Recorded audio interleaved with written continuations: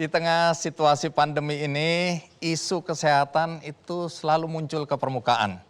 Mulai soal pelayanan kesehatan, fasilitas kesehatan, ya, dan segala hal yang kemudian oleh masyarakat dibahas berlama-lama.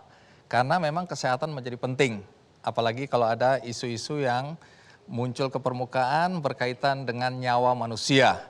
Nah, setiap kali ada isu kesehatan, ingatan saya selalu kembali kepada teman-teman kita yang mengabdi di pedalaman, di daerah-daerah yang sulit, di mana saya menemukan banyak sekali pahlawan-pahlawan kesehatan yang mengabdi dengan hati mereka. Kadang nggak masuk akal, bidan-bidan yang bekerja harus naik turun gunung, menyeberang sungai, naik perahu kecil, mempertaruhkan nyawa mereka.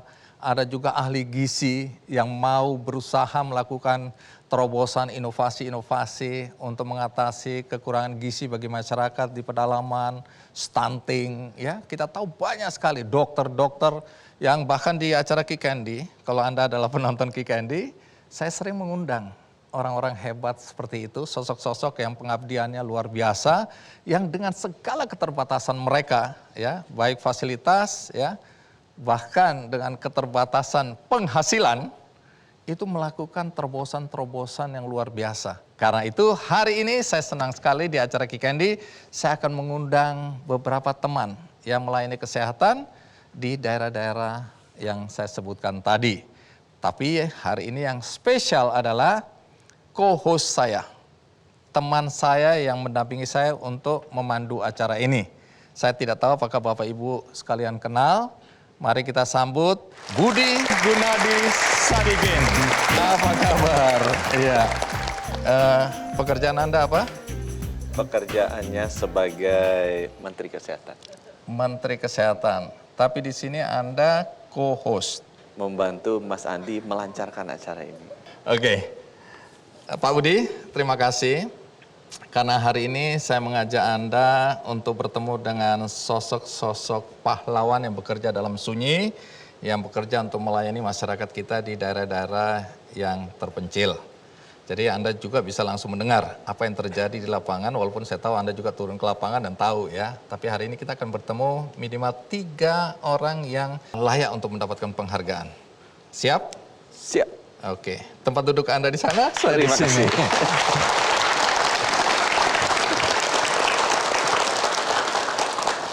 Nah, tadi kan saya cerita ke penonton ini bahwa banyak sekali sosok-sosok yang melayani masyarakat di pedalaman itu dengan hati, dengan segala keterbatasan mereka. Kalau bicara pelayanan kesehatan di daerah, bisa nggak kasih perspektif apa yang Anda potret selama jadi menteri dan apa program yang mendorong anak-anak muda mungkin atau dokter-dokter atau tenaga kesehatan ya, perawat, bidan, ahli gizi, apalagi dokter spesialis bahkan untuk mau ke daerah. Memang kita sudah 77 tahun merdeka ya. Tapi tenaga kesehatan kita, terutama dokter dan dokter gigi, itu tidak pernah mencukupi terutama di daerah-daerah terpencil. Nah, saya mengamati, ini khususnya buat teman-teman dokter-dokter muda nih. Memang bekerja dengan hati itu kan bicara mengenai motivasi. Motivasi itu bergeser sejalan dengan waktu. Dulu motivasinya adalah bekerja sebagai dokter itu bangga kalau masuk di puskesmas di pedesaan. Nah, saya mengamati itu.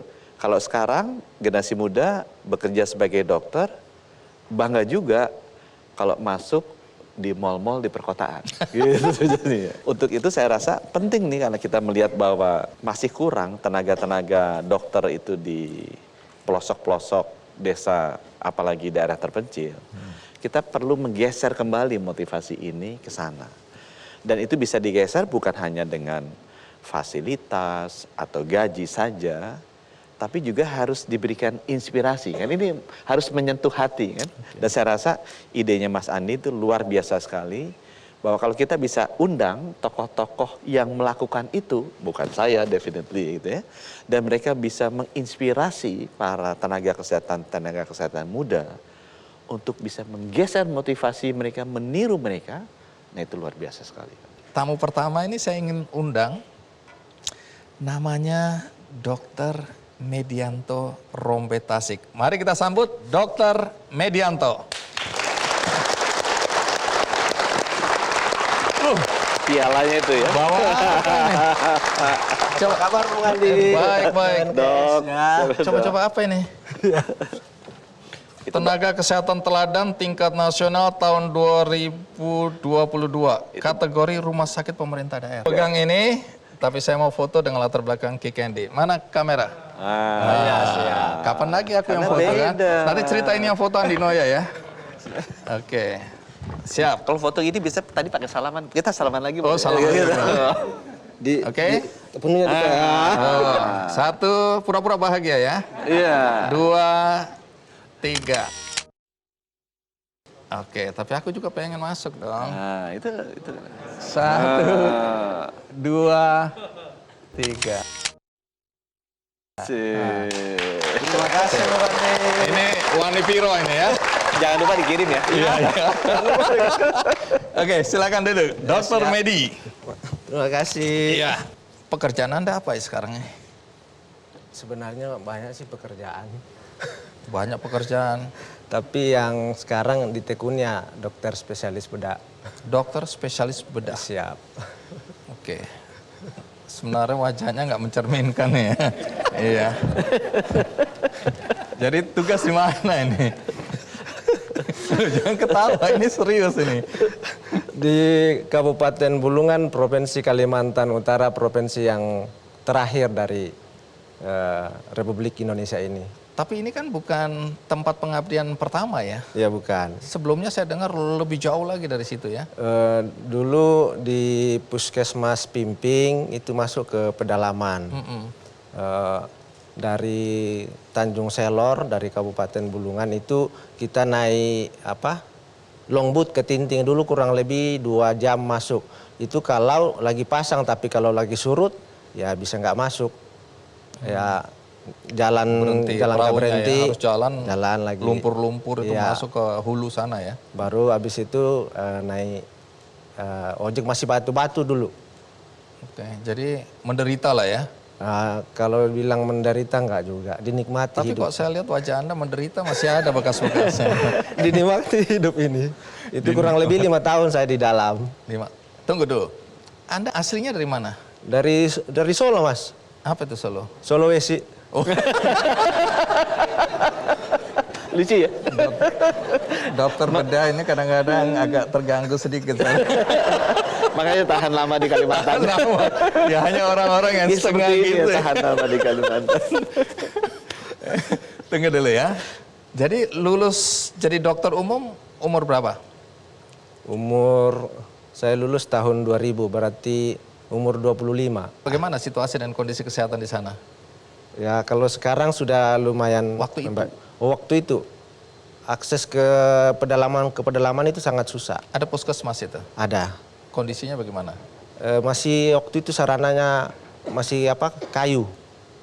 Oke, peralatan, pendukung, Peralatan fasilitas, sangat minim. kondisi kesehatan masyarakat. Kebanyakan berobat ke dukun. Nah, Waktu Nah, lucu nih. Co-host boleh nanya nggak? boleh, kalau nggak kerja ini. Iya betul. Kerja. Kalau nggak nanti kita malu. Akhirnya saya berlaku juga sebagai dukun. Makanya coba bagaimana mengatasi ini? Coba. Aku mau nanya nih. Ini kan lulusan Unhas kira-kira Ya, dari Unhas, ya. Sulawesi ya. Pernah ketemu dokter bedah lain dari Unhas yang datang yang ngeledek nggak? Ngapain sih kerja di sana gaji kecil, nggak kerja di Makassar aja dengan gaji puluhan juta atau ratusan juta? Masih pernah nggak obrolan-obrolan sama teman-teman kayak gitu? Ya kadang-kadang ada. Saya pengen tanya berikutnya nih. Jawaban apa yang diberikan sama dokter ya sehingga membuat mereka diem? Hidup masih ini denger tidak tuh. semata-mata untuk uang. Masih dengar tuh dokter-dokter muda. Gitu. Hidup ini nggak semata-mata untuk uang. Iya. Masih denger tuh dokter-dokter muda kita tuh. Implementasinya seperti apa itu? Uang kan penting dalam hidup ini. Ya memang penting, siapa sih yang tidak mau uang Mas Andi. Iya. Tetapi ketika kita melayani dengan tulus ikhlas, itu rezeki tidak akan kemana, akan datang sendiri. Tapi Anda pernah bilang, ini menarik ini Pak co-host, bahwa dia bilang kalau orang ngasih dia beras nggak diterima ya. Iya benar. Kenapa? Kalau orang bawa beras berarti memang sudah tidak punya sama sekali di rumah untuk Makan. dimakan.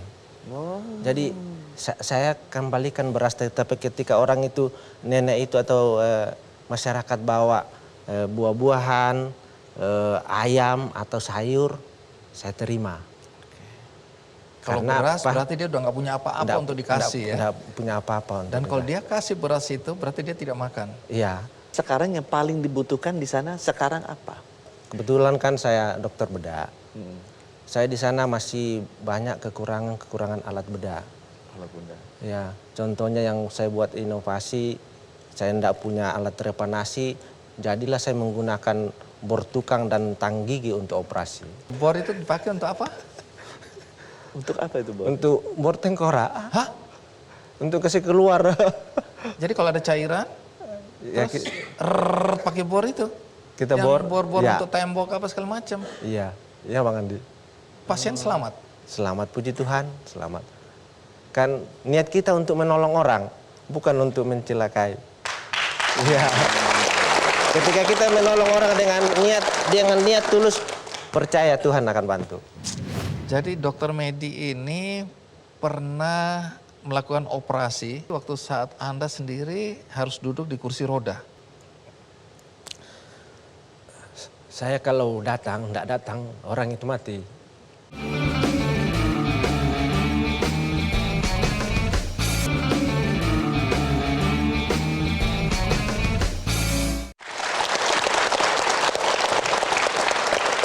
Ya, Pak Budi, adakah program atau kebijakan yang berkaitan dengan kesetaraan ya untuk mendapatkan fasilitas kesehatan di negeri kita ini? Salah satu dari 6 pilar transformasi kita adalah transformasi layanan primer dan layanan rujukan.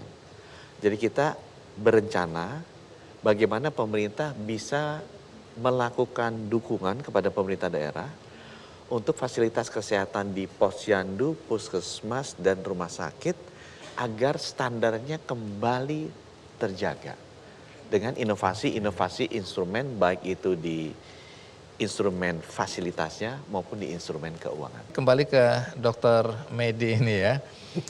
Karena keterbatasan tadi menciptakan banyak inovasi. Jadi tadi baru satu inovasi aja itu pakai bor, pakai ini. Tapi masih banyak lagi. Oke, jadi waktu dalam usia masih muda, dokter umum, kan di sana ada dokter nggak selain dokter Medi waktu itu? Nggak ada Mas. Jadi satu-satunya. Jadi ketergantungan masyarakat di sana pada dokter cuma satu aja. Nah, kapan awalnya kemudian didorong atau terdorong untuk melayani ibu-ibu yang melahirkan? Ketika kita masuk wilayah puskesmas itu, jangankan ibu-ibu yang melahirkan, ternaknya pun, anjingnya pun datang dibawa berobat ke puskesmas. Jadi merangkap dokter hewan. Minta disuntik. Terus apa yang dilakukan? Suntik aja juga? Ya saya suntik aja, saya ambil, dulu masih ada tetrasiklin itu, ya saya ambil suntik. Jadi sampai urusan hewan peliharaan pun diurus sama dokter ini ya. Nah kalau soal kelahiran bagaimana cerita awalnya itu? Di sana sebenarnya waktu itu kan setelah mengabdi sekian tahun, 5 tahun, saya tertarik untuk sekolah kebidanan, sekolah obgyn kandungan. Karena banyaknya kasus-kasus obstetri waktu itu yang saya alami di dalam pedalaman, termasuk namanya ada penumbungan tali pusat, ada letak kaki, letak bokong, semua itu sama. Ada yang saya paling tidak bisa saya lupa, bayi besar dengan berat badan 5,2 kilo, anak pertama. Itu ya puji Tuhan, mungkin niat hanya untuk menolong, ya lahir juga. Selamat. Dan yang penumbungan tali pusat itu lahirnya di perahu di Spit, yang pada saat saya mengantar ke Kota Tarakan itu sudah sore, menjelang maghrib, di tengah ombak, ya lahir. Nanti cerita juga soal inovasi yang lain, tapi sebelum itu kita simak dulu tayangan berikut ini.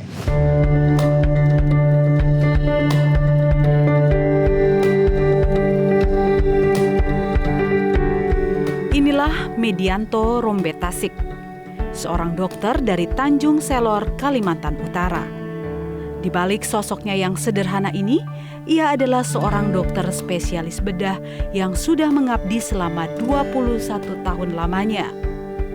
Meskipun ditempatkan di daerah pelosok negeri, bukan menjadi penghalang bagi dokter 3 anak ini.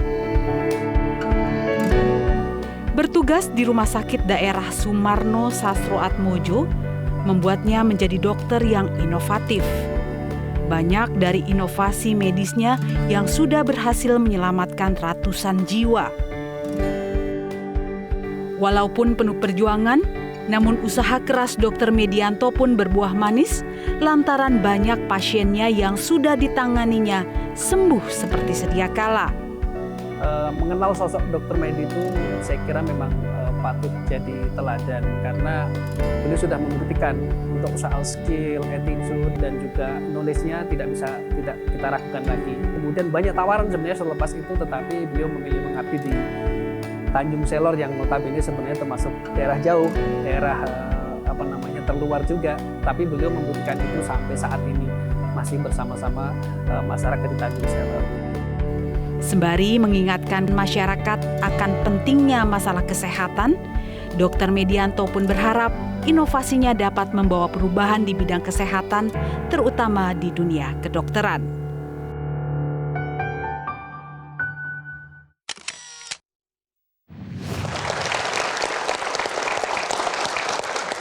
Kalau dilihat ya, soal inovasi.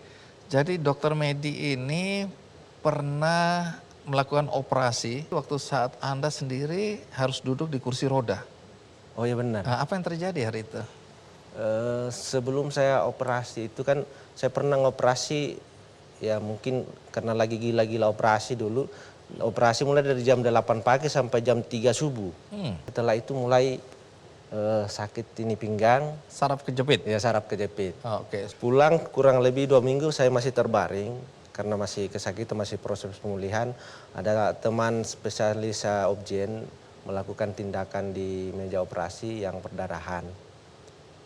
Minta tolong, ini sekitar jam 12 malam.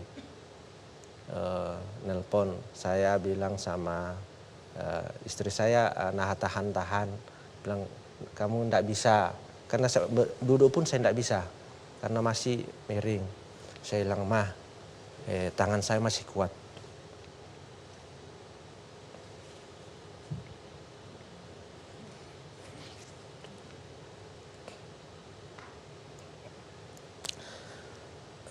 Saya kalau enggak datang, orang itu mati.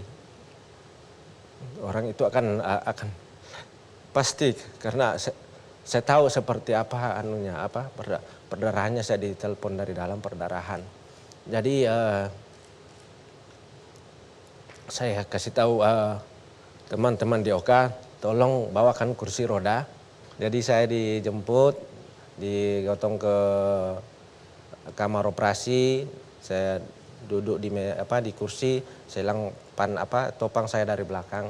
Jadi saya kasih tahu yang teman yang sudah melakukan, kamu duduk. Kamu kalau berdiri terus itu kan nanti kamu yang rebah, gantian. Jadi saya lakukan damage control. Saya sudah berhitung ini kalau 2 jam lebih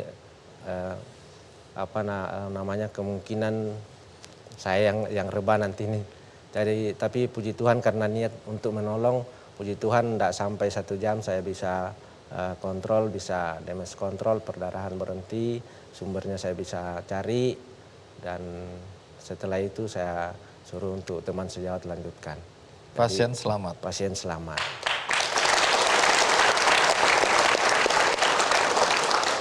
Ini acara Kick Andy ditonton oleh banyak dokter-dokter di seluruh pelosok negeri biar bisa meniru, mengambil inspirasi dari Dr. Medi untuk bekerja dengan hati. Yes. Benar-benar. Jadi sesudah diperiksa giginya dikasih sertifikat siap kawin atau layak kawin? Sertifikat layak menikah. Layak menikah. Emangnya kamu siapa?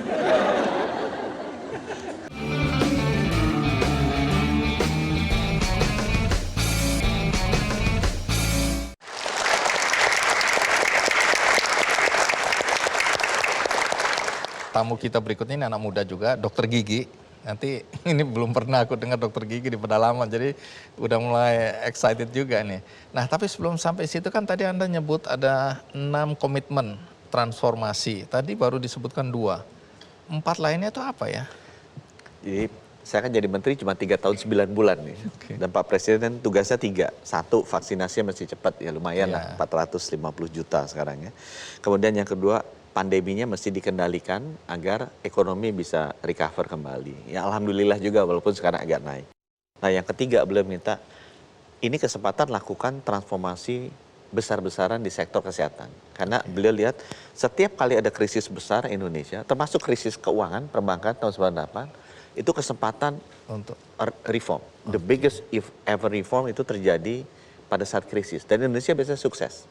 Termasuk krisis reformasi politik kan. Tahun 98 itu terjadi karena krisis. Jadi beliau bilang reform. Nah reform ini kita ada 6 yang kita mau reform. Pertama yang tadi primary care ya, itu yang paling dekat di hati saya. Secondary care rumah sakit. 4 lagi itu adalah reform di bidang sistem ketahanan kesehatan. Jadi kalau ada pandemi lagi kita kuat ya, tidak akan seperti sekarang. Gitu. Keempat ada reformasi di sistem pembiayaan kesehatan. Karena ini kan kita aging populasi. Mahal tuh biayanya. Kalau kita nggak hati-hati, nggak bakal bisa tergendong beban keuangannya. Yang kelima adalah reformasi di sumber daya manusia kesehatan. Karena orangnya kita tuh jauh kurang, dokter spesialis itu jauh sekali kurangnya ya. Yang keenam adalah reformasi teknologi kesehatan, teknologi informasi dan juga bioteknologi kesehatan. seberapa Itu 6. jauh 6 komitmen ini progresnya? Sudah jalan sejak di bulan Juni. Jadi saya hitung sampai Juni itu saya punya waktu 2 tahun 6 bulan lah. Jadi 30 bulan untuk jalanin, ya sekarang tinggal 2 tahun lagi nih sampai Oktober 2024 kan.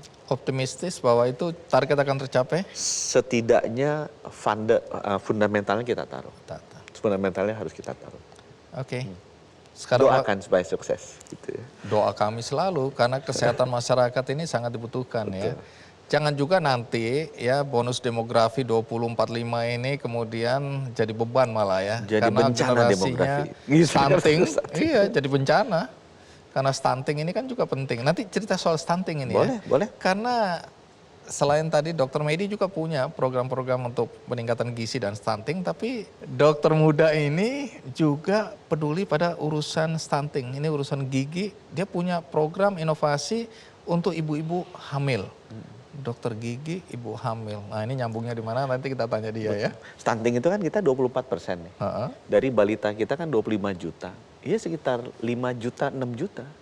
Nah kalau stunting itu kan IQ-nya 20% turun kan. Jadi dia pasti gajinya nggak bisa tinggi gitu kan. Outputnya, ekonominya pasti kecil. Dan ini kan akan jadi beban ekonomi kita Iya, ke depan bukan juga. jadi kontributor malah jadi beban. Oke, ini menarik ya. Oke, namanya adalah Dr. Muhammad Hirsi Nugraha. Anak, bawa piala juga dia. Selamat malam teman-teman. Wih, segini ya. Apa kabar? Nggak boleh, Dr. Hirsi. Iya, tunggu. Dapat piala juga. Piala lagi, Pak. Dari siapa itu? Dari Kementerian Kesehatan.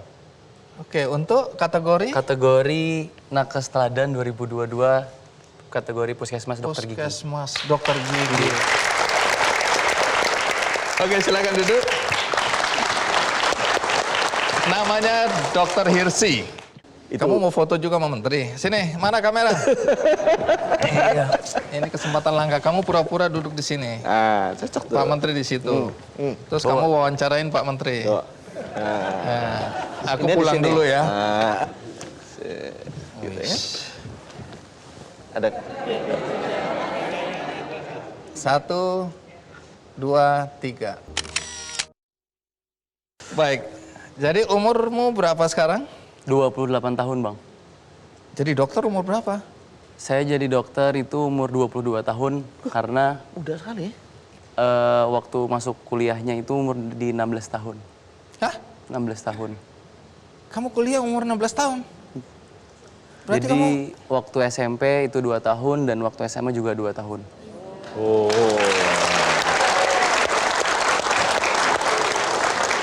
SMA di mana? Di Banjarmasin. Banjarmasin. Kebetulan mama saya guru, mama saya bilang, kamu sekolah jangan lama-lama nanti mahal. Iya, ya efisiensi. Efisien ya. Cocok jadi bakir sebenarnya. Iya. Oh, jadi orang tua yang mendorong jangan lama-lama. Iya.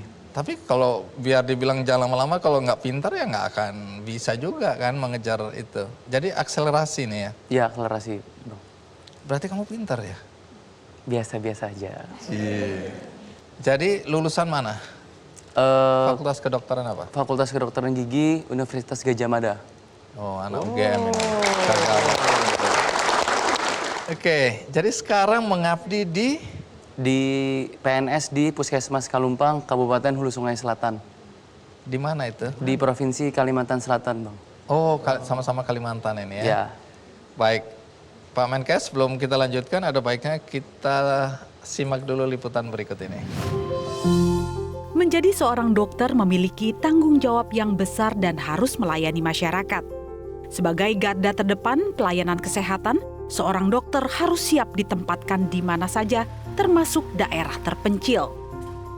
Hal ini yang dilakukan oleh Muhammad Hirzi Nugraha yang sudah 2 tahun mengisi kekosongan sebagai dokter gigi di Puskesmas Kalumpang, Hulu Sungai Selatan, Kalimantan Selatan, setelah 23 tahun lamanya tidak ada dokter gigi di wilayah tersebut.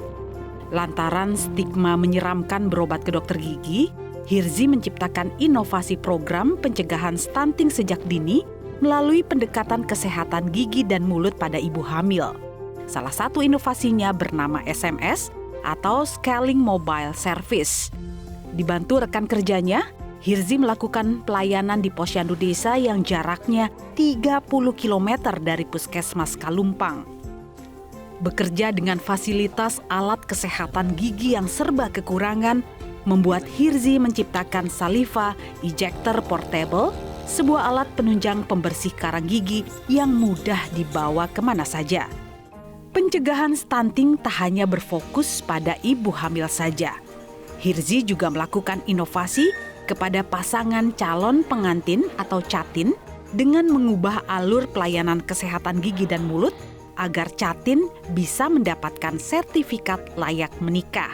Di Poligigi saya bertemu Dr. Herji tadi, terus gigi saya diperiksa dan hasilnya gigi saya bagus, cuma ada karang gigi. Jadi saya diberikan kartu kontrol untuk membersihkan karang gigi itu. Terus setelah itu diarahkan ke kepala puskesmas, katanya saya dapat sertifikat layak nikah. Sebelumnya belum terperhatikan gitu loh, kesehatan gigi dan mulut ini untuk calon pengantin belum tahu gitu bahwa kesehatan gigi dan mulut itu penting karena itu bakal berpengaruh kepada tadi kata dokternya kalau karang giginya tidak diperiksa beresiko BLR atau bayi prematur. Dalam menunjang kegiatan praktik pemeriksaan gigi di Puskesmas Kalumpang, Hirzi juga memodifikasi alat-alat kedokteran gigi seperti penggunaan jarum suntik ukuran kecil dan penerapan teknik pembiusan dengan keberhasilan hingga 95% untuk meminimalkan rasa sakit pada pasien. Kedepannya, Hirzi ingin melanjutkan pendidikan spesialis bedah mulut dengan harapan inovasi-inovasinya bisa diterapkan di dunia kesehatan Indonesia.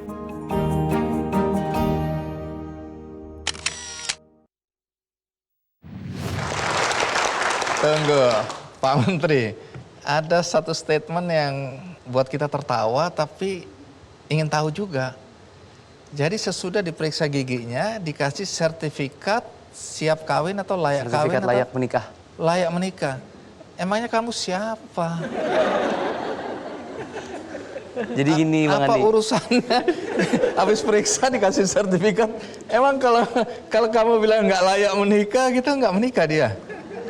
Kenapa? Apa ceritanya itu? Jadi awalnya itu sebelum dilakukan inovasi, saya tuh biasanya nongkrong di lab. Jadi nongkrong di lab, kalau misalnya ada orang yang ingin menikah, catin, dia datang hanya diperiksa lab dan KIA di konseling. Yang diperiksa biasanya apa ini? Kalau Sifilis, HIV, dan hepatitis. cukup. Cukup. Terus Ya. dilanjutkan di konseling KIA. Iya. Nah, ternyata kebanyakan yang menikah di daerah perifer di tempat saya itu umurnya masih sangat amat muda. Terlalu muda. Jadi mereka datang pun cuma hihihi. Terus saya mikir, ini saya aja belum menikah. Terus Jangan dulu di sini. saya aja belum menikah. Ini yang masih hahihi sudah menikah. Nah, terus Kamu kok curhat di sini? memang ada yang namanya itu apabila kita KUA dikasih pengantar surat sehat lah bahasanya. Ya. Jadi kita modifikasi setelah melakukan tadi pemeriksaan di lab dan di KIA juga ditambah di poli gigi dan gizi. Tunggu. Kan biasa diperiksa HIV, Sipilis. hepatitis, dan HIV. sifilis. Ya. Apa urusanmu sekarang? Ini saya mau berurusan, Pak. Oke, silahkan jelasin. Ya, jadi setelah dari tadi lab dan KIA, Ya. perlu kepala puskesmas saya bilang, kita harus melakukan inovasi tapi yang kira-kira budgetnya minimal katanya. Oh, saya bilang. Terus saya pikir-pikir ternyata gigi dan gizi itu dalam pemeriksaan Catin itu belum dilibatkan. Padahal ternyata misalnya dari gigi pun itu sangat amat berpengaruh dalam keberlangsungan hidupnya si janin. Oh, konteksnya itu. Nggih. Terus? Di gizi juga diberikan survei untuk yang Catin, diperiksa apakah ini stunting, apakah ini overweight atau normal, juga diedukasi di sana. Dan biasanya orang itu takut ke dokter gigi, Bang. Betul. Takut banget ke dokter gigi. Aku termasuk. Nah, itu.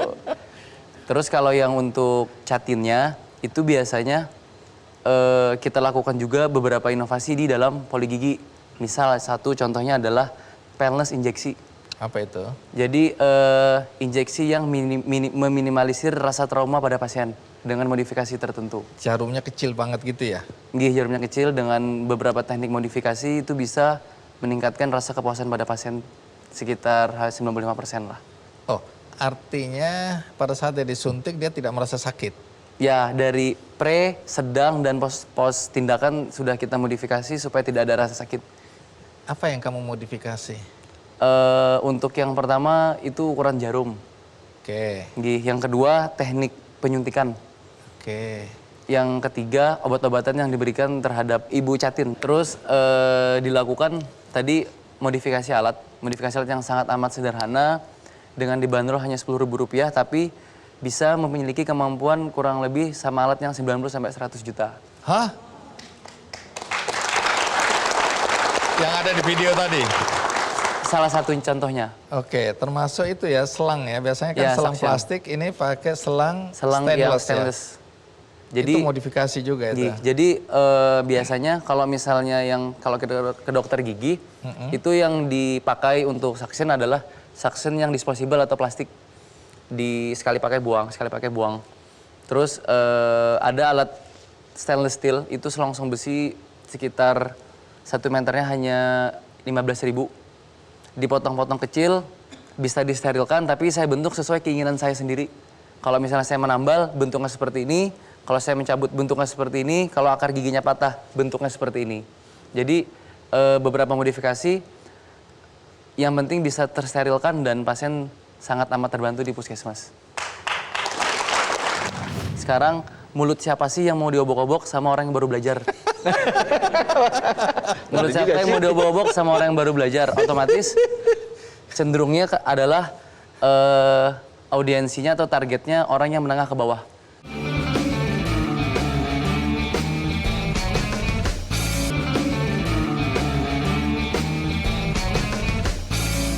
Nah, ini mau tanya ke co-host saya yang kebetulan Inovasi. menteri ya, kebetulan menteri. Soal tadi kan menarik sekali ya. Sekarang ini dokter-dokter muda itu kemudian internship ya atau magang. Kalau dulu kan langsung diterjunkan melalui program PTT ke daerah-daerah ya untuk kalian menimba ilmu sebanyak-banyaknya dengan segala kondisi dan situasi di masyarakat yang kamu layani. Lahirlah ide-ide brilian seperti ini. Tapi kalau di kota-kota besar kemudian hanya jadi koas ya atau jadi magang lah gitu, itu kan keputusan tetap di dokter senior ya. Sehingga inisiatif-inisiatif kita itu relatif tidak ada ruang terlalu banyak untuk berinovasi.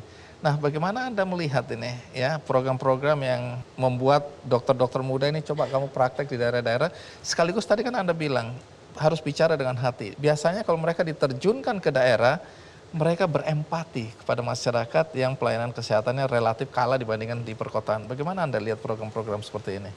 Ini memang menarik, balik lagi karena background saya bukan dokter, dan 1 tahun 10 bulan di jabatan ini, saya melihat banyak dokter senior yang pernah lama di lapangan seperti dokter Medi tadi, yang merasa bahwa program itu bagus.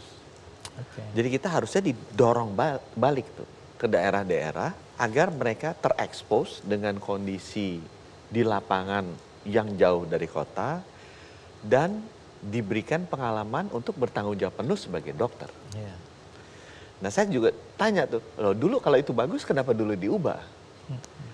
Rupanya ada juga yang menjawab bahwa karena perkembangannya dokter ini patient safety itu makin lama makin tinggi, ada kekhawatiran juga nih dari pendidik-pendidik kalau dia ujuk-ujuk dilepas di sana nanti bisa bikin salah.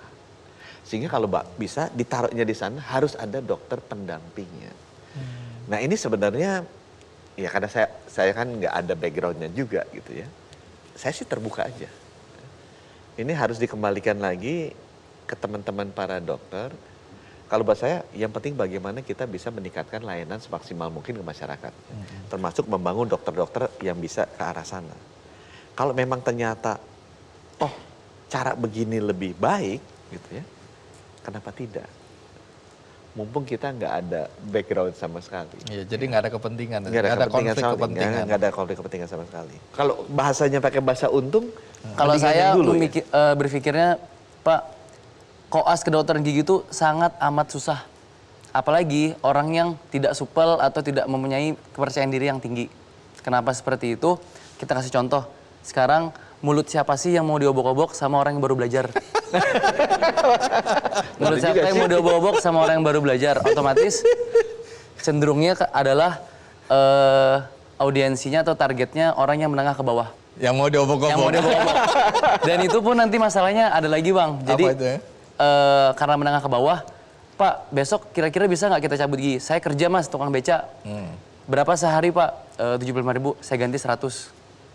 Baru mau. Baru Karena mau. kalau dia meluangkan waktu untuk itu, dia Tidak kehilangan pendapatan ya. Sedangkan yang Itu problem sosial Ya, juga itu. betul. Sedangkan yang menengah ke atas itu biasanya, yaudah mending kita ke dokter gigi aja. Iya, iya. Nah, itu. Jadi pendekatannya satu takut ya sehingga nggak ke dokter, tapi dua nggak sanggup bayar juga. Itu juga problem ya. Tinggi. puskesmas, kan kerja di puskesmas Ya. ya? Yang nggak ada dokter tuh 5%-an lah. Yang nggak ada dokter gigi tuh 50%. Jadi sangat sedikit dokter gigi yang mau kerja di puskesmas. Apa yang bikin motivasi siapa? Hirsi untuk kerja di puskesmas sebagai dokter gigi? Wes. Ayo loh. Jadi dulu setelah lulus tahun 2017, ayah saya bilang, Ji, kira-kira batu loncatan apa yang kamu lakukan sekarang? Terus saya juga, kebetulan ayah saya dokter, saya tanya ke ayah saya balikin lagi, harusnya seperti apa, Bah? Saya bilang. Terus kata beliau, kamu kerja di puskesmas sama di swasta itu berbeda. 10 juta yang kamu dapatkan misalnya di puskesmas, apalagi di perifer, dibandingkan 10 juta yang kamu dapat di kota, itu hasilnya berbeda. Tapi dia tidak memberitahu apa yang berbeda, kamu coba sendiri. Oh, di situ saya tertantang, Pak. Di waktu itu. Tertantang 2017, lulus saya belum punya STR, saya dapat tawaran STR kerja. itu apa? Surat tanda registrasi. Oke. Itu Jadi setelah baru lulus wisuda, saya dapat tawaran PTT di Kalimantan Timur, Mahakam Ulu. Di sana agak di-prank saya, Pak. Tidak ada sinyal, tidak ada listrik, tidak ada air, susah lah intinya.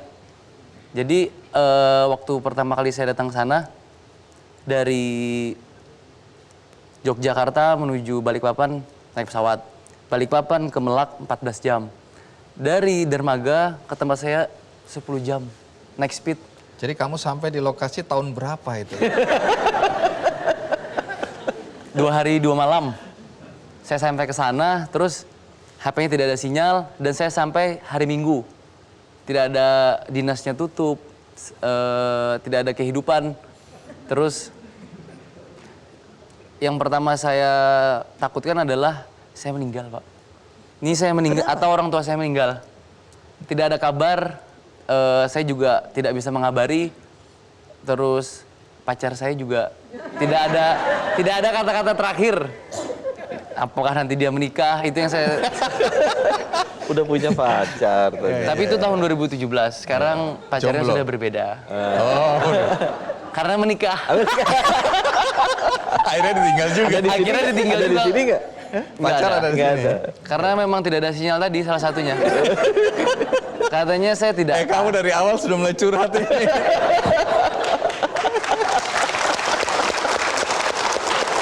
Tapi orang tua dokter ya. Nggih. Menurut saya orang tuanya hebat.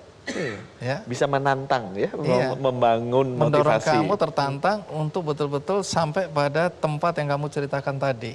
Kalau kamu nggak ditantang oleh orang tua, itu nggak akan nyampe. Akhirnya kamu melihat apa perbedaan nilai ini? Yang sudah saya alami sendiri itu, Bang.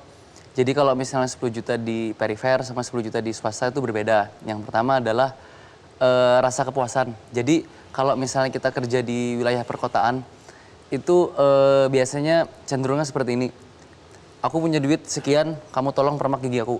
Pokoknya saya nggak mau tahu, ini harus seperti ini. Nah itu kalau misalnya di wilayah perkotaan. Tapi kalau misalnya di wilayah perifer, itu yang terjadi adalah kita hanya mencabut gigi yang sakit aja, mereka tuh sudah menyembah-nyembah. Aduh dokter, terima Berterima kasih kasih. banyak. Aduh dokter, ini kami sudah tidak tahu lagi harus seperti apa. Kerjanya saya terganggu, ini suami saya marah-marah terus segala macamnya. Pokoknya saya terima kasih banget.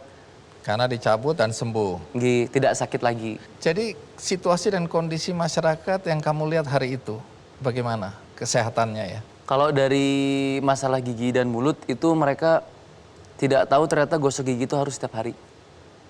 Mereka gosok gigi berapa lama sekali? Jadi kadang kalau misalnya ditanya, periksa misalnya Pak ya, Ibu biasanya berapa kali saya sikat gigi? Terus jawabannya, seingat saya aja dok, saya aja nggak punya sikat gigi.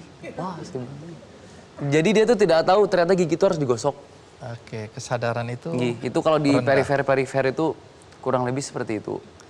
Gigi dianggap nggak terlalu penting lah ya. Sampai kemudian setelah sakit baru mereka sadar Ya. penting sekali menjaga kesehatan Apalagi gigi. pria. Apa bedanya pria sama Beda, Bang. Kenapa? Kalau pria itu lebih acuh tak acuhnya tinggi. Jadi bahasanya gini, sudahlah biarlah ompong, sudahlah biarlah rusak. Tapi kalau wanita enggak. Oh, ini urusan kecantikan. Kenapa Pak? Dok, gigi saya sakit dok, goyang gigi depan. Oh. Bisa dicabut apa enggak? Saya sudah seminggu tidak bisa makan katanya. Makan saya cuma bubur.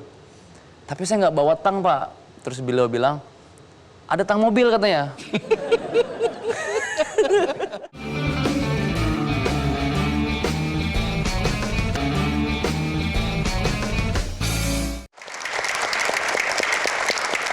Ini kami berdua dari waktu di belakang layar tadi masih menduga-duga apa sih yang membuat orang-orang seperti Dr. Hirsi, Dr. Medi itu bisa bertahan di pedalaman.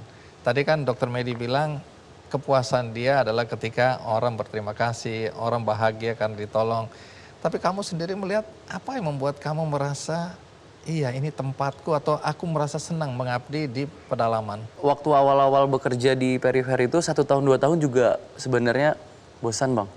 Jadi kita tidak ada kehidupan, tidak ada keramaian segala macam. Terus seiring berjalannya waktu kita sering liburan misalnya ke Jakarta, terus ke kota-kota ramai. Tapi waktu di kota ramai kita bilang enak di sana ya. Oke, apa yang membuat kamu merasa enak di sana ya? Di sana itu tadi pasiennya dan masyarakat lingkungannya tidak ada yang merasa ngebosi. Rasa terima kasih mereka itu sangat tinggi. Kamu merasa apa arti piala atau penghargaan seperti ini dalam karirmu, dalam kehidupanmu? Rasanya kita sangat diapresiasi Pak. Jadi dulu tahun 2018 saya bersama ayah saya juga nonton Kick Andy. Terus Coba diulang apa? juga nonton Kick Andy. 4 tahun atau 3 tahun yang lalu ayah saya bilang, Ji, nanti kamu suatu saat juga akan masuk ke sana insya Allah.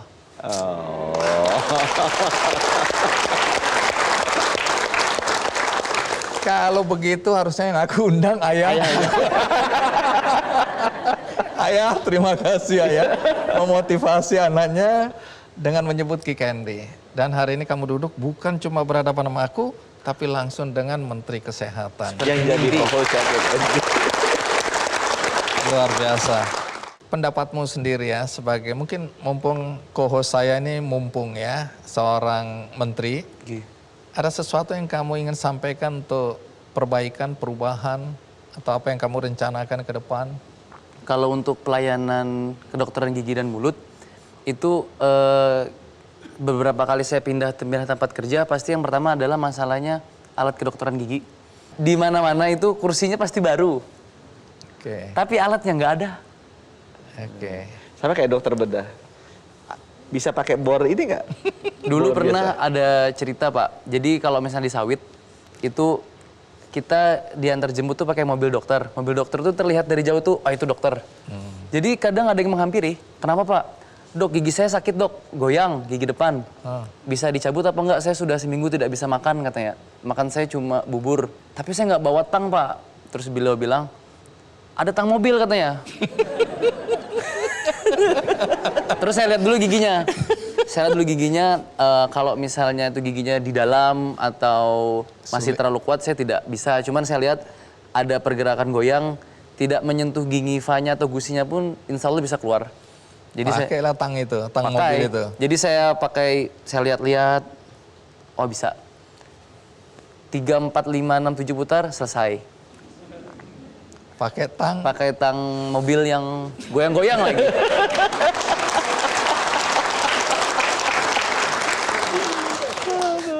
Iya. Banyak akal ya ternyata ya. Nah, Pak Menkes, ini kan hari ini kita ketemu seperti ini karena konteksnya adalah pemberian penghargaan kepada semua tenaga kesehatan teladan ya. Ada beberapa nanti saya akan jelaskan yang tidak kita undang tapi mendapatkan penghargaan juga. Apa tujuan dari penghargaan seperti ini? Saya tuh ingat sekali waktu saya SMA pernah diundang. Waktu zamannya Pak Harto tuh rutin. Ada guru teladan, ada siswa teladan. Itu nggak pernah lupa. Dan apa ya, berkesan sangat dalam di hati. Jadi waktu saya jadi menteri ada tuh tenaga kesehatan teladan. Saya minta ke Bu Ade, tolong itu dibikin rutin, bikin yang lebih wah gitu ya. Hadiahnya saat itu bilang kasih yang lebih banyak dan yang paling penting buat saya orang-orangnya dicatat gitu kan. Siapa aja nih tenaga kesehatan kita yang jadi teladan, karena saya cari-cari datanya susah juga tuh kalau mundur 10 tahun. Karena mereka ini kan ya itu tadi, nggak mungkin selesai deh urusan kesehatan kalau dikerjain sendiri. Ini harusnya sama-sama. Nggak bisa kalau eksklusif, mesti inklusif gitu kan. Nggak bisa kalau ini dalam bentuk program, tapi harus bentuk gerakan. Nah gerakan itu butuh orang-orang kayak gini banyak di seluruh provinsi. Karena mereka yang bisa menularkan, bercerita, memberikan inspirasi, dan ditiru kan sama teman-temannya yang lain. Jadi saya pengen bikin seperti ini supaya bisa dapat jaringan di seluruh Indonesia yang bisa menggerakkan transformasi kesehatan kita supaya bisa lebih cepat terjadi. Oke, jadi ini penting sekali ya, bukan cuma sekedar piala, tapi ada cerita, ada energi di balik piala ini. Baik, tapi satu hal lagi, jadi ini bukan semata untuk dokter-dokter yang sekarang praktek di bidang kesehatan. Anda juga memberikan penghargaan bagi mereka yang tidak bergerak di bidang kesehatan langsung. Yang bukan dokter kita kasih, misalnya bidan, perawat, pekerja lab, malah yang sekarang baru itu kader posyandu. Oh, kader juga mendapatkan. Jadi kalau dokter kan kita 120.000, bidan kalau nggak salah 400.000, ya. Perawat tuh 600.000, kader tuh 1,5 juta lebih. Tuh. Ini umumnya ibu-ibu PKK, mereka nggak digaji, nggak masuk sistem kesehatan. Nah ini mereka yang benar-benar bekerja tanpa suara, tanpa dana gitu kadang-kadang, untuk mempromosikan kesehatan di seluruh pelosok negeri. Nah itu pertama kali tadi kita panggil. Oke, kita berikan semangat untuk para kader. Ya. Jadi kita di sana, kita di Aru itu punya potensi luar biasa. Potensi perikanan. Ikan luar biasa. Tetapi masyarakat dapat ikan, jual ikan, beli mie instan.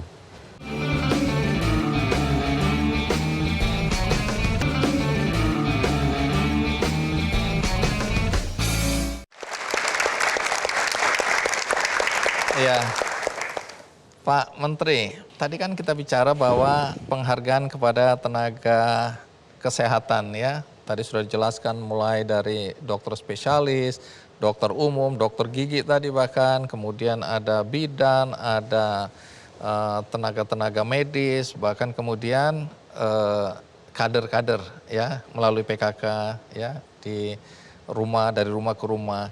Tapi kemudian saya dengar ada penghargaan juga untuk kepala daerah. Apa yang membuat kemudian Kementerian Kesehatan merasa penting untuk memberikan juga penghargaan kepada kepala daerah? Memang sejak Undang-Undang Otonomi Daerah, urusan kesehatan ini menjadi wewenang kepala daerah. Sehingga kami sangat bergantung ke mereka.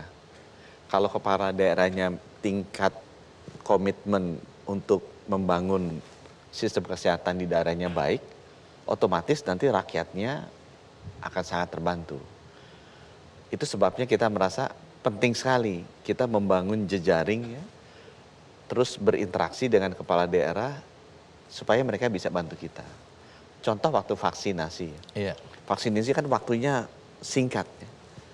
Waktu kita dorong itu mulai bulan Januari, Februari, Maret saya udah tahu tuh. Waduh, ini bisa nggak tercapai targetnya Bapak Presiden.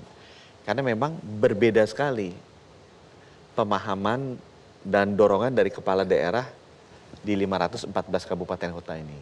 Itu sebabnya kemudian saya datang ke Bapak Presiden minta bantuan TNI dan Polri. Karena itu adalah tangan dari pusat yang ada sampai pelosok-pelosok daerah. Itu memberikan pengalaman ke kami berharga sekali bahwa konsepnya pembangunan sistem kesehatan ini harus secara inklusif, merajut, merangkul semua kepala daerah. Ya kita harus menjelaskan, mengajak, mendorong mereka supaya bisa membangun sistem kesehatan ini sama-sama. Tanpa mereka nggak mungkin saya bisa berhasil. Baik, Bupati ini namanya Pak Johan Gonga. Mari kita sambut Johan Gonga.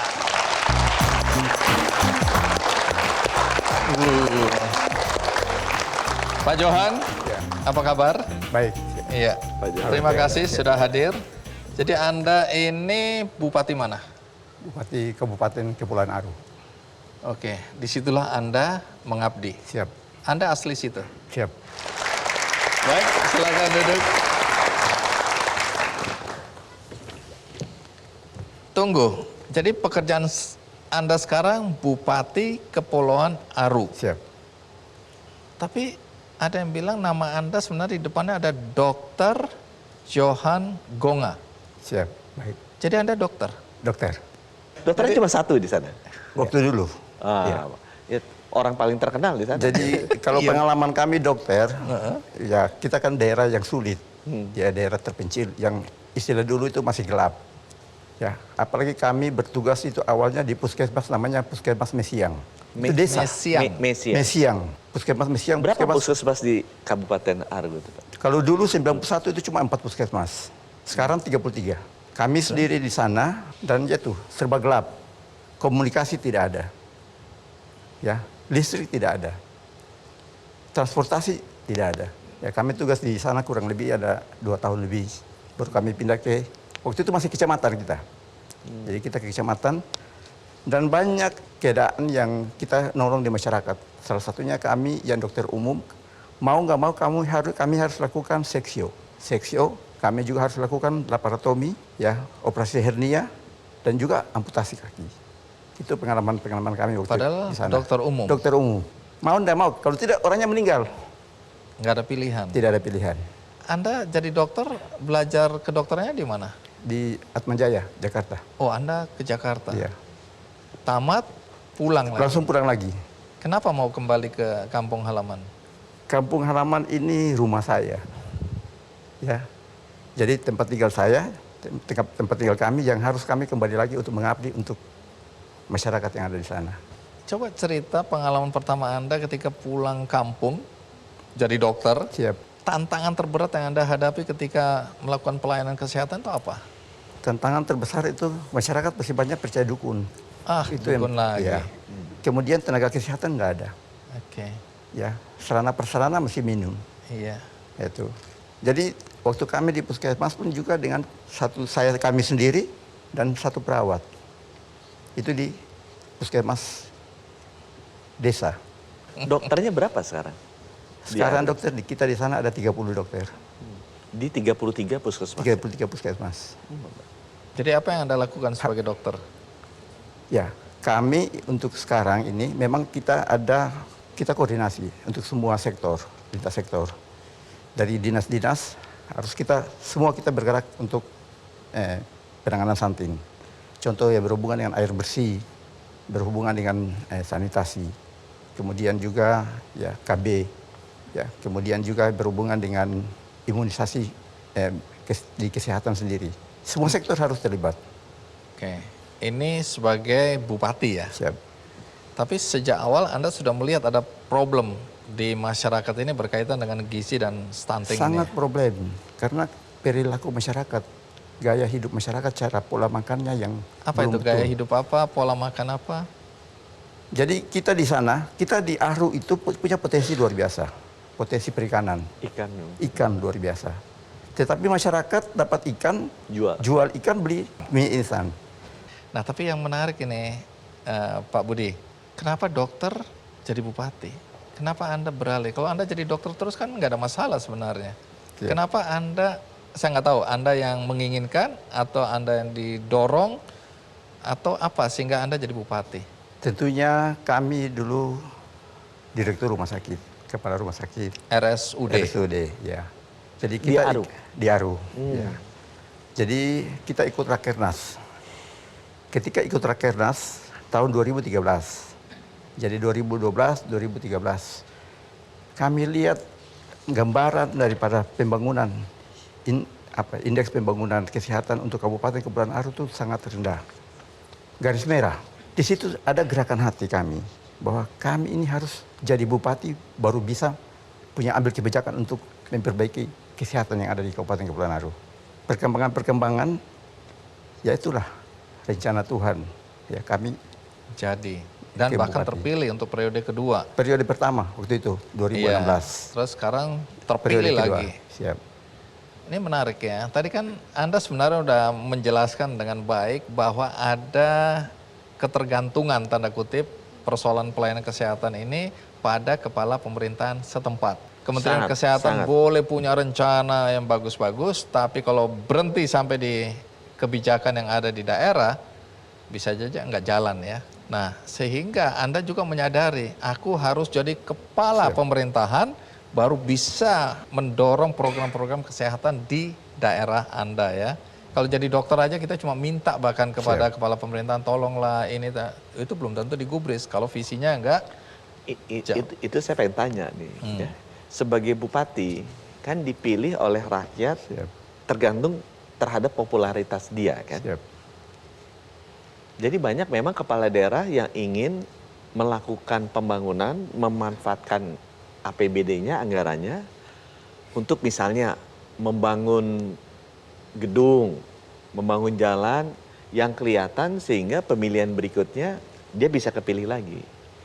Tidak banyak kepala daerah, atau saya bilang sangat sedikit kepala daerah, yang mau mengalokasikan uangnya untuk kesehatan. Jadi kalau saya lihat, kesehatan itu porsinya rendah, padahal di undang-undang tuh dipatok 10% harus untuk kesehatan. Nah Pak Bupati, apa motivasinya yang mungkin bisa menjadi inspirasi ya daripada kepala daerah lain yang bisa di-share di Kick Andi ini? Iya. Apa yang bisa ditularkan gitu ke teman-teman kepala daerah? Jadi tentunya ketika kami masuk dalam dunia politik ya tentu waktu kita mau calon, kami punya visi misi, salah satu moto kami itu sehat negeriku, cerdas rakyatku. Jadi kami pilih 2.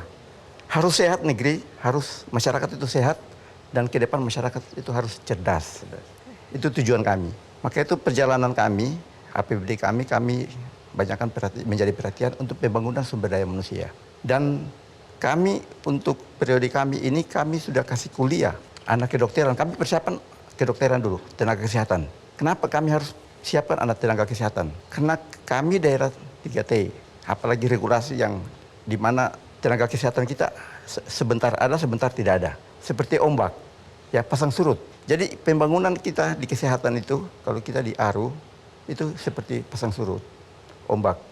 Bentar ada tenaga kesehatan, dia bagus. Tenaga kesehatan tidak ada, dia turun lagi. Ini kan semua dari luar yang datang. Kalau ada ya dokter PTT, tenaga PTT, oke. Ketika mereka kembali, ini kan jelek lagi. Tentunya menjawab ini kami kasih sekolah anak-anak kami. Jadi kami sudah kasih kuliah anak kita itu 82 orang itu kedokteran. Ya, dibiayai oleh itu. Dan ada juga 250 orang tenaga kesehatan, nakes, yang kami juga kasih kuliah sekarang. Dan dalam waktu beberapa tahun lagi mereka akan kembali. Nah, mengabdi untuk masyarakat di desanya ya. Siap. Jadi bukan berarti kemudian mereka sekolah habis itu nyangkut di kota-kota besar, tidak ya. Jadi Ada kembali. kewajiban pulang. Ya. Jadi kami punya strategi ketika mereka kembali, satu desa kami akan tempatkan satu bidan, satu perawat. Ya, kemudian dokter-dokter yang lain di 30 puskesmas yang lain. Kenapa? Karena desa-desa kita itu semua dikelilingi oleh laut. Kalau orang sakit tengah malam tidak ada perawat, tunggu mati aja. Ya, tunggu dia meninggal aja. Nah, ini pengalaman-pengalaman kami. Maka itu kami siapkan tenaga-tenaga untuk ke depan. Menarik. Dan mudah-mudahan jadi inspirasi buat kepala pemerintahan daerah lain, walaupun bukan dokter. Karena ini kan menyangkut juga kesejahteraan ya, masyarakat. Kalau dia sehat, dia bisa kerja, menghasilkan, ujung-ujungnya kan masuk sebagai PAD juga. Gitu lah. Apa yang mereka lakukan di lokasi di mana mereka berada ya. Jadi konteksnya nanti secara ekonomi juga akan meningkat itu ya. Baik, terima kasih. Makasih, Dr. Johan yang kepala pemerintahan daerah, yang bupati ya. Di akhir pertemuan kita, Pak Menteri Kesehatan, bisa nggak Anda, komentar Anda, pendapat Anda setelah mendengar cerita-cerita ini, dan mungkin Anda perlu sampaikan sesuatu bagi semua tenaga kesehatan yang sedang bertugas saat ini di seluruh Indonesia, yang mungkin tadi Anda bilang bekerja dalam sunyi, tidak di depan kamera, tidak sempat atau belum sempat hadir di panggung seperti ini, tapi mereka itu adalah orang-orang yang bekerja dengan hati. Ada sesuatu yang Anda mau sampaikan? Saya berharap bahwa teman-teman yang menonton acara Kick Andy ini bisa mendapat inspirasi dari motivator hebat agar benar-benar bisa bekerja dengan hati dan mau menjangkau daerah-daerah terpencil di pelosok negeri. Tadi saya tertarik sekali dengan Pak Bupati, ini sama misinya sama bos saya bener. Bukan bos yang ini, bosnya Pak. Saya bener itu Pak Presiden Jokowi. Presiden Jokowi. Beliau tuh bilang bahwa masa jabatan beliau sekarang itu ke SDM, Pak. Karena memang ada pepatah Cina yang bilang kalau negara kita mau makmur 1 tahun, tanamlah padi. Kalau makmurnya 10 tahun, tanamlah pohon. Tapi kalau makmurnya 100 tahun, tanamlah manusia. Jadi Bapak udah nanam manusia, mudah-mudahan Aru makmur tuh ratusan. Amin. Baik.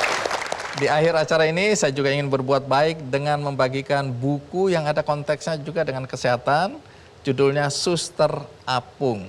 Dan pemerannya juga pernah hadir di sini, seorang bidan yang luar biasa di daerah Makassar sana. Dan buku ini kalau Anda ingin membacanya, caranya mudah, cukup dengan ikut kuis di Twitter, Facebook, dan Instagram Kick Andy Show. Dan bagi Anda tadi yang tidak menonton acara ini dari awal, Anda bisa mengikutinya melalui tayangan ulang di metrotvnews.com. Ada juga cuplikannya di YouTube, Kick Andy Show. Dan bagi Anda yang ingin berbuat baik tapi tidak tahu caranya, ada cara yang mudah. Tinggal klik benih baik, ada seorang bidan yang membutuhkan dukungan Anda.